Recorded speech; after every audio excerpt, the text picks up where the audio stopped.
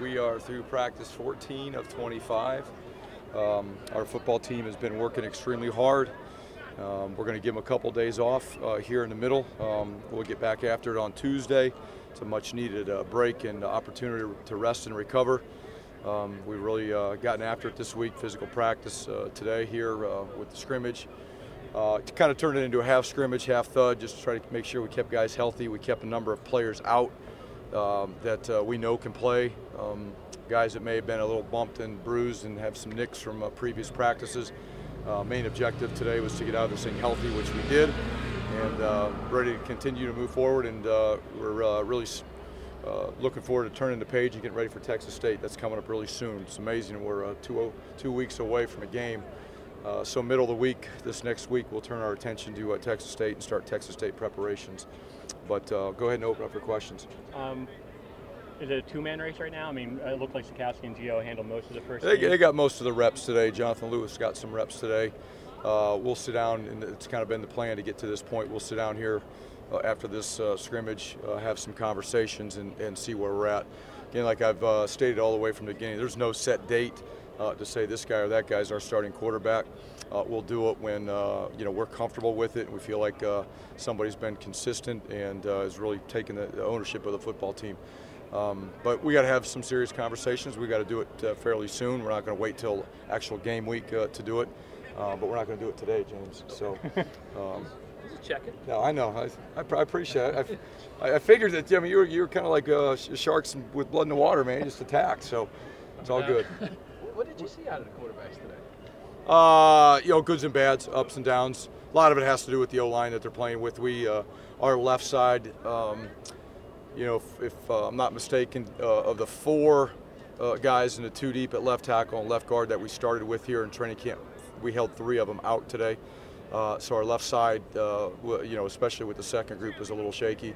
So it's tough to get a true evaluation on a quarterback if the protection's not exactly what it needs to be. So I think we might have even talked about that the last time we were together, about what the expectations would be for this scrimmage and what type of evaluation it would be for the quarterback. And again, it's not just the quarterback, it's the pieces around him that have to be performing and be all out there. And again, today, for different reasons, we kept some guys out. Even without a set day, would you like to see whoever it is work a certain number of days or practices with the ones leading up to Texas State? Oh, absolutely. I mean, there's not a set number of days, but the sooner you can do it, the better.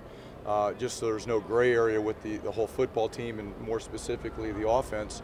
We're getting closer and closer to doing something again. Like I said, we'll have some good conversations. The goal after this scrimmage for all positions, not just a quarterback, but have a pretty crystal clear idea of what our two deep is going to look like for at least game one.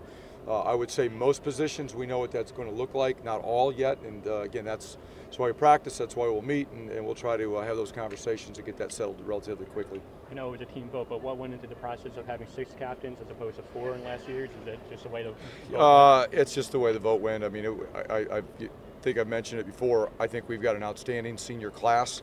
It's not high in numbers, but it's really high in quality. It's high in leadership. When you look at the votes, we had 2 young men, Gio and Deontay Roberts, that were by far and away the leading vote getters. Everybody else was relatively close, and they were clearly ahead of everybody else. So again, there's no set number, in my opinion, of 4, 6, 8, whatever. Every year is different. Every senior class is different, and it's not even all seniors. Jonah Jackson is the captain, so your leadership is different from year to year, and I think we've worked extremely hard this offseason in trying to develop leadership, develop player-to-player accountability, and I'm very happy and excited about the 6 individuals that were picked to be our captains of our football team, and they've done a great job, and they hopefully will continue to do that. You talked about before you want a quarterback to rally, or you want your team to rally around a quarterback. Yeah. Do we make anything out of Gio being one of the captains? The fact that, like you said, like they picked him, they consider him a leader? He has done a great job of leading his football team. It's a guy that's played the last 2 years. It may not have played every game the last 2 years, but he's played the last 2 years. He's got a lot of experience. He's really matured. He's seen a lot of things during his time here. This offseason, he's really done an outstanding job of leading his football team. Does that mean he's going to be the starting quarterback? No, that doesn't mean it. It means that the players really, truly respect him.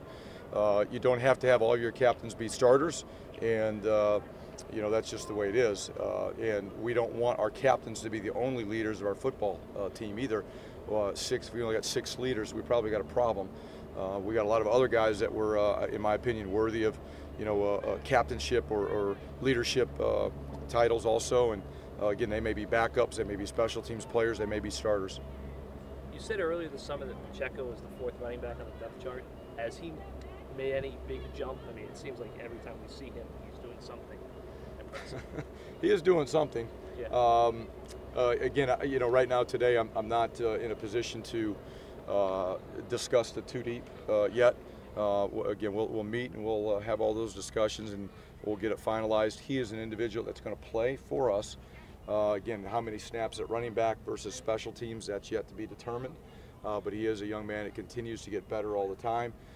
When you guys are out here, you know, we've specifically set up the drills for him to look good.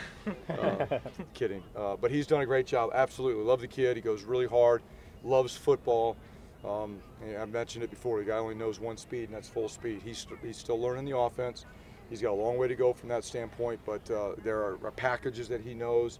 Is very confident in his assignments, and just keeps getting better every single day. Were you encouraged by some of the big plays that were hit today? I absolutely was, because we haven't necessarily had those throughout the course of training camp. It was a little concerning, to be honest with you. But today, our ability to protect and throw and catch was better, especially in the last few days. So we need that. You guys have watched you know, Rutgers offense over the last couple of years, and you know that's something that's been missing. If you want to score points, you're going to have to hit the big play, and it's both in the run game and the pass game. And today, you know, in the spring game last spring, you saw that a little bit. We've had some days like that here in training camp, but today was one of them, and we've got to build on that and hopefully get some of those to show up on game day. Any other questions? Obviously, Monmouth game. How did that kind of come about on your end, and your thoughts about playing them a couple of years? You know, it's a couple years out. You know, when you talk about scheduling, there's a lot that goes into scheduling. You know, the Big Ten's got certain scheduling parameters. They've kind of backed off what their scheduling philosophy was a couple years ago because of the playoff system. You know, what the playoff system originally had talked about being a major focus of who's going to make the playoffs was strength of schedule. As we've seen, that really does not play into it.